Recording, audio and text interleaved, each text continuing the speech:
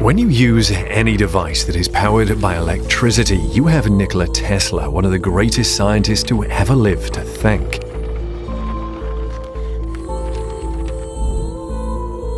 However, even though the genius had a weird personal life, he left some pretty terrifying predictions that the authorities tried to keep secret and have just been made public. Most times, the life of brilliant figures are interesting, but Nikola Tesla's life was much more than interesting, even as he left behind a legacy that will last forever. Nikola Tesla was born in 1856 as an Austro-Hungarian Empire subject in the mountainous region of Lika on the Balkan Peninsula. His father, Milutin, and mother, Juka, were both of Serbian descent. Tesla's father was a stern but loving Orthodox priest who also happened to be a gifted writer and poet. Tesla immersed himself in his father's library from a young age. And Tesla obviously got some of his creative traits from his mother, who was a hard-working woman with many talents. She designed appliances to help with household and farm chores, including a mechanical egg beater. Tesla began his education at home and later attended a gymnasium in Karlstad, Croatia, where he excelled in his studies. His ability to perform integral calculus in his mind was an early indication of his genius, leading his teachers to suspect he was cheating. During this time, young Nico came across a steel engraving of Niagara Falls. In his mind, a massive water wheel was being turned by the more powerful current. He solemnly told an uncle that one day he would travel to America and capture energy in this manner, and he did exactly that 30 years later. However, despite his early inventiveness, Tesla did not consider himself an inventor until he was a young adult. Tesla was passionate about mathematics and science, aspired to be an engineer, but was constantly oppressed by his father's insistence that he enter the priesthood. At the age of 17, Tesla contracted cholera and cleverly extracted an important concession from his father. The older Tesla promised his son that if he survived, he would be allowed to study engineering at the prestigious Austrian Polytechnic school in Graz. Tesla's wish was granted and the whole world would be changed by this ardent young man. Tesla began his mechanical and electrical engineering studies at the Polytechnic school, where it didn't take long for his brilliance to shine through. One day, a physics teacher showed Tesla's class a new Graham dynamo, which could be used as both a motor and a generator by using direct current. After observing it for a while, Tesla speculated that it might be possible to eliminate commutators, which are inefficient sparking connections. This, his professor joked, would be like constructing a perpetual motion machine. But Tesla would not let go of the idea, which he pondered for years. He intuitively knew that the solution lay in alternating electric currents. It wasn't until Tesla was 24, working for the Central Telephone Exchange in Budapest, that the answer came to him. He said one afternoon he was walking with a friend through the city park and reciting poetry. A portion of the poem which he uttered jolted an idea in his mind. He quickly grabbed a stick and drew the diagram on the sand, and the world has not remained the same. This was the humble birth of the induction motor. Tesla was hired by electric power companies in Strasbourg and Paris to improve their DC generation facilities after his discovery in Budapest. He tried unsuccessfully to interest investors in his AC motor concept in Germany and France. However, it was obvious that in order to realize his vision, he would need to meet another of the world's greatest electrical engineers, Thomas Alva Edison. Tesla arrived in New York City at the age of 28 and was astounded by what he discovered. He said that he left behind a very beautiful, artistic, and fascinating homeland to live in a place that was machined, rough, and unappealing. The genius felt America was a century behind Europe in terms of civilization. Meanwhile, Tesla, the Serbian immigrant, hoped to start a new life with 4 cents in his pockets, some mathematical computations, a drawing of a flying machine concept, and a letter of introduction from Charles Batchelor, one of Edison's European business associates. Here, Tesla's life would intertwine with Edison's. In the late 1870s, electricity was first introduced in New York. Edison's incandescent lamp sparked an unprecedented demand for electricity, and his direct current power plant on Pearl Street in Lower Manhattan was quickly becoming a monopoly. Single poles carried dozens of crooked crossbeams supporting sagging wires on the streets, and exposed electrical wiring was a constant danger. unwary children would scale the poles only to meet an untimely electrical death. In fact, Brooklyn residents became so accustomed to dodging shocks from electric trolley tracks, they named their baseball team the Brooklyn Dodgers. However, despite the risks, wealthy New Yorkers rushed to have their homes wired, including a certain banker named J.P. Morgan who had invested heavily in Edison. This was the situation when the 6'4" immigrant from Eastern Europe walked into Edison's office. Tesla handed Edison his letter of recommendation, which read, "My dear Edison, I know two great men and you are one of them. This young man is the other." Tesla then went on to describe his engineering work and plans for an alternating current motor. Now, Edison knew little about alternating current and had no desire to learn more. In fact, Edison perceived AC power as a threat. But there was something different about Tesla, and Edison hired him right away to improve his DC generation plants. Tesla claimed Edison promised him $50,000 if he succeeded, possibly thinking it was an impossible task. However, the prospect of so much money was great motivation for the poor immigrant. Tesla and Edison shared a genius trait in that neither of them seemed to require much sleep. Edison could go on for days catnapping on a sofa in his office. Tesla claimed that he worked from 10:30 a.m. to 5 a.m. the next day at the Edison Machine Works. Tesla claimed that even in his old age, he only slept 2 or 3 hours per night. The resemblance ended there, though. Tesla relied on flashes of inspiration, visualizing the invention in his mind in minute detail before proceeding to the construction stage. Edison was a trial-and-error man who defined invention as 5% inspiration and 95% perspiration. Edison was a self-taught artist. Tesla received his formal education in Europe. It was only a matter of time before the differences became a source of contention. Tesla announced the completion of his work several months after Edison hired him. When Tesla asked to be paid, Edison was taken aback. He explained that the $50,000 offer was made in jest. Tesla resigned immediately, shocked and disgusted. Out of work and broke, Tesla turned to menial jobs. But word soon spread that a foreigner with unusual talent was digging ditches to survive. Investors approached Tesla and requested that he develop a better method for arc lighting.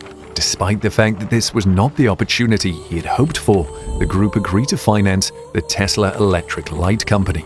Tesla got to work and created a one-of-a-kind arc lamp with beautiful design and efficiency. Unfortunately, Tesla was out of his depth in the financial aspects. All of the profits went to the investors, leaving Tesla with a pile of worthless stock certificates. But his fortunes were about to change. Mr. A.K. Brown of Western Union agreed to invest in Tesla's AC motor concept. Tesla quickly developed all of the components for the system of AC power generation and transmission that is used universally throughout the world today in a small laboratory just a short distance from Edison's office. During this time, Tesla described the incredible way he worked. He said, "The motors I built there were exactly as I imagined them. I made no attempt to improve the design, instead simply reproducing the images as they appeared to my eyes, and the operation always worked as expected." The struggle to create his motor was over. However, the battle to commercialize it was just getting started. Tesla applied for 7 US patents in the field of polyphase AC motors and power transmission in November and December of 1887. A complete system of generators, transformers, transmission lines, motors, and lighting was included. The ideas were so novel that they were granted without being challenged, and they would turn out to be the most valuable patents since the telephone. When a daring Pittsburgh industrialist named George Westinghouse, the inventor of railroad air brakes, heard about Tesla's invention, he believed it could be the missing link in long-distance power transmission. He arrived at Tesla's lab and made an offer to buy the patents for $60,000, which included $5,000 in cash and 150 shares of Westinghouse Corporation stock. He also agreed to pay $2.50 in royalties for each horsepower of electrical capacity sold. Tesla quickly splashed half of his newfound wealth on a new laboratory with more inventions in mind. And with Tesla's patents breakthrough, a full-fledged industrial war erupted. In effect, The future of industrial development in the United States was at stake, and whether Westinghouse's alternating current or Edison's direct current would be chosen as the preferred technology. However, there is a macabre footnote to this story. A murderer was about to be executed in New York's Auburn State Prison's first electric chair. Professor Brown had succeeded in illegally purchasing a used Westinghouse generator in order to demonstrate the extreme dangers of alternating current once and for all. William Kemmler, a convicted ex-murderer, was the guinea pig, dying horribly on August 6, 1890 in an awful spectacle far worse than hanging. The method was later known as Westinghousing. But despite the negative press, Westinghouse and Tesla were doing well. The Westinghouse Corporation was awarded the contract to illuminate the Chicago World's Fair, the world's first all-electric fair. The fair was also known as the Columbian Exposition, and it commemorated the 400th anniversary of Columbus's discovery of America. When competing with the newly formed General Electric Company, which had taken over the Edison Company, Westinghouse cut GE's million-dollar bid in half. Much of GE's proposed costs were tied to the amount of copper wire required to use DC power. The winning bid from Westinghouse proposed a more efficient, cost-effective AC system. On May 1, 1893, the Columbian Exposition opened. President Grover Cleveland pressed a button that evening, and 100,000 incandescent lamps illuminated the fairground's neoclassical buildings. This city of light was created by Tesla, Westinghouse, and 12 new 1,000-horsepower AC generation units in the Hall of Machinery. The Tesla polyphase system of alternating current power generation and transmission was proudly displayed in the Great Hall of Electricity. For the 27 million people who attended the fair, it was abundantly clear that AC was the power of the future.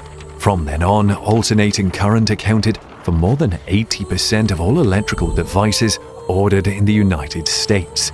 Tesla would soon turn his attention to another endeavor, which would also prove to be turbulent and lead him down multiple rabbit holes. Several scientific advances had already shed light on the high-frequency phenomenon. In England, James Clerk Maxwell mathematically demonstrated that light was electromagnetic radiation, that is, light was electricity vibrating at an extremely high frequency. Heinrich Hertz of Germany demonstrated experimentally that an electric spark sends electromagnetic waves into space. These discoveries identified radio waves and sparked intense speculation about new electrical possibilities. Tesla started looking for a device that could transport him to this uncharted territory. Higher frequencies, he knew, would have numerous technical advantages. Lamps would be brighter, energy would be transmitted more efficiently, and everything would be less dangerous because the energy would pass harmlessly across the body. Tesla's initial goal was to create lamps with revolutionary brightness and configuration by approximating the frequency of sunlight. This, he hoped, would replace Edison's incandescent lamp, which used only 5% of the available energy. Tesla began his high-frequency research by building faster rotary AC generators. However, as he approached 20,000 cycles per second, the machines began to fly apart, leaving him far short of his goal. But the answer came in the form of a remarkable device known as a Tesla coil, which is still in use today. This invention, which was patented in 1891, took an ordinary 60 cycle per second household current and increased its frequency to hundreds of thousands of cycles per second. The coil could generate extremely high voltages in addition to high frequencies. Tesla created some of the first neon and fluorescent lighting using high frequencies. He was also the first to take X-ray photographs. However, these discoveries paled in comparison to his November 1890 discovery, in which he wirelessly illuminated a vacuum tube by transmitting energy through the air. This was the start of Tesla's lifelong obsession with wireless energy transmission. The inventor quickly discovered that he could transmit and receive powerful radio signals using his newly created Tesla coils when they were tuned to resonate at the same frequency. When a coil is tuned to a specific frequency, resonant action literally magnifies the incoming electrical energy. Tesla was ready to transmit a signal 50 miles to West Point, New York by early 1895. However, disaster struck the same year. Tesla's laboratory was destroyed by a building fire. The timing could not have been more inconvenient. Guglielmo Marconi, a young Italian experimenter, had been hard at work in England developing a wireless telegraphy device. In 1896, the young Marconi obtained the first wireless telegraphy patent in England. His device only had 2 circuits and, according to some, could not transmit across a pond. Later, Marconi set up long-distance demonstrations, sending signals across the English Channel with a Tesla oscillator. In 1897, Tesla filed his own basic radio patent applications. They were granted in the year 1900. On November 10, 1900, Marconi filed his first patent application in America, which was denied. Over the next 3 years, Marconi's revised applications were repeatedly rejected due to the priority of Tesla and other inventors. In 1903, the Patent Office observed that many of the claims are not patentable over Tesla patent numbers 645576 and 649621 of record, with the amendment to overcome said references and Marconi's pretended ignorance of the nature of a Tesla oscillator being little short of absurd. However, Tesla was about to learn how fickle American patents could be. Marconi Wireless Telegraph Company Limited began to thrive in the stock markets in 1900, owing primarily to Marconi's family connections with the English aristocracy. The stock of British Marconi rose from $3 to $22 per share, and the glamorous young Italian nobleman gained international acclaim. Edison, Tesla's former employer, and Andrew Carnegie both invested in Marconi, and Edison became an American Marconi consulting engineer. Then, on December 12, 1901, Marconi transmitted and received signals across the Atlantic Ocean the first time. When one of his engineers commented that it looked like Marconi got a jump on him, Tesla responded, "Marconi is a nice guy. Allow him to continue. He is making use of 17 of my patents." Tesla's calm confidence was shattered, however, in 1904 when the United States Patent and Trademark Office abruptly and unexpectedly reversed its previous decisions and granted Marconi a patent for the invention of the radio. The reasons for this have never been fully explained, but one possible explanation is Marconi's powerful financial backing in the United States. Tesla was preoccupied with other issues at the time, but when Marconi was awarded the Nobel Prize in 1911, he was enraged. In 1915, he sued the Marconi Company for infringement, but he lacked the financial resources to pursue a case against a major corporation. Tesla's radio patent number 645576 was not upheld by the United States Supreme Court until 1943, a few months after his death, allowing Tesla to have the last laugh posthumously. However, this was a selfish decision. During the war, the Marconi Company sued the United States government for using its patents. The court simply avoided the action by restoring Tesla's patent priority over Marconi's. While much has been said about Tesla's weird habits, his predictions, many of which have happened, are even more confounding. How could a man see into the future? Here are some of the genius's predictions. Number 1. When wireless is perfectly applied, the whole Earth will be converted into a huge brain, which in fact it is, all things being particles of a real and rhythmic whole. We shall be able to communicate with one another instantly, irrespective of distance. Not only this, but through television and telephony, we shall see and hear one another as perfectly as though we were face to face, despite intervening distances of thousands of miles. And the instruments through which we shall be able to do this will be amazingly simple compared with our present telephone. A man will be able to carry one in his vest pocket. Does this not fit the description of a smartphone? Number 2. Present wireless receiving apparatus will be scrapped for much simpler machines. Static and all forms of interference will be eliminated so that innumerable transmitters and receivers may be operated without interference. It is more than probable that the household's daily newspaper will be printed wirelessly in the home during the night. Domestic management, the problems of heat, light, and household mechanics will be freed from all labor through beneficent wireless power. This is the Wi-Fi you connect to every day. Number 3. As early as 1898, I proposed to representatives of a large manufacturing concern the construction and public exhibition of an automobile carriage which, left to itself, would perform a great variety of operations involving something akin to judgment. This is the self-driving car. Interestingly, a company named after him is one of the leaders in autonomous driving with autopilot. Number 4. When the wireless transmission of power is made commercial, transport and transmission will be revolutionized. Already, motion pictures have been transmitted by wireless over a short distance. Later, the distance will be illimitable, and by later, I mean only a few years hence. Pictures are transmitted over wire. They were telegraphed successfully through the point system 30 years ago. When wireless transmission of power becomes general, these methods will be as crude as is the steam locomotive compared with the electric train. This is wireless energy transmission. Number 5. Perhaps the most valuable application of wireless energy will be the propulsion of flying machines, which will carry no fuel and will be free from any limitations of the present airplanes and dirigibles. We shall ride from New York to Europe in a few hours. International boundaries will be largely obliterated, and a great step will be made toward the unification and harmonious existence of the various races inhabiting the globe.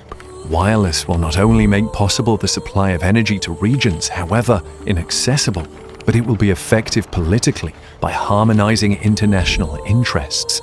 It will create understanding instead of differences. These would be planes that do not need refueling. The concept is based on the ability to transmit energy over long distances without using wires. Number 6. I expect to photograph thoughts. In 1893, while engaged in certain investigations, I became convinced that a definite image formed in thought must, by reflex action, produce a corresponding image on the retina, which might be read by a suitable apparatus.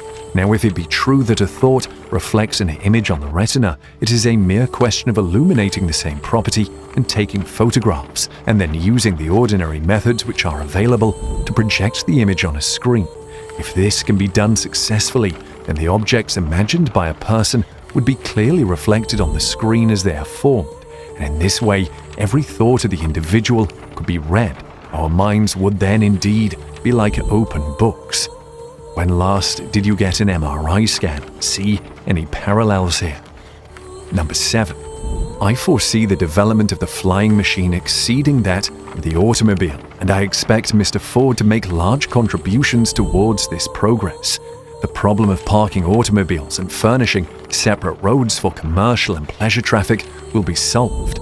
Belted parking towers will arise in our large cities, and the roads will be multiplied through sheer necessity or finally rendered unnecessary when civilization exchanges wheels for wings. This is nothing but the flying car which many companies are competing to bring to the market first. And number 8. After Nikola Tesla was discovered dead in his hotel room in New York City in January 1943, representatives from the United States Government Office of Alien Property seized many documents relating to the brilliant and prolific 86-year-old inventor's work. It was the height of World War II, and Tesla claimed to have invented the death ray, a powerful particle beam weapon that could have proven invaluable in the ongoing conflict. To avoid the risk of Tesla's technology falling into the hands of America's enemies, the government swooped in and seized all of his property and documents from his room at the New Yorker hotel. What happened to Tesla's files after that, as well as what was in those files, remains a mystery. The FBI finally declassified some 250 pages of Tesla-related documents under the Freedom of Information Act in 2016 after years of fielding questions about possible cover-ups. The Bureau followed up with 2 more releases, the most recent in March 2018. Despite the publication of these documents, many questions remain unanswered, and some of Tesla's files remain unaccounted for. 3 weeks after the death of the Serbian-American inventor, an electrical engineer from the Massachusetts Institute of Technology, MIT, was tasked with reviewing his papers to see if they contained any ideas of significant value.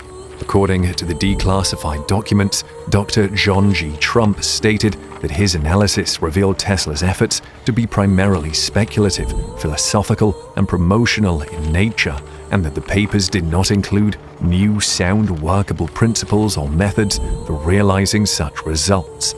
The scientist's name is undoubtedly familiar, as John G. Trump was the uncle of Donald J. Trump, the 45th President of the United States. He was the younger brother of Trump's father, Fred, and helped design X-ray machines that helped cancer patients, as well as work on radar research for the Allies during World War II.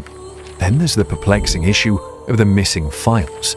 When Tesla died, his estate was to go to his nephew, Sava Kosanovic, who was the Yugoslav ambassador to the United States at the time, thanks to his familial connection with Tesla. According to recently declassified documents, some FBI agents suspected Kosanovic of attempting to seize control of Tesla's technology in order to make such information available to the enemy, and considered arresting him to prevent this.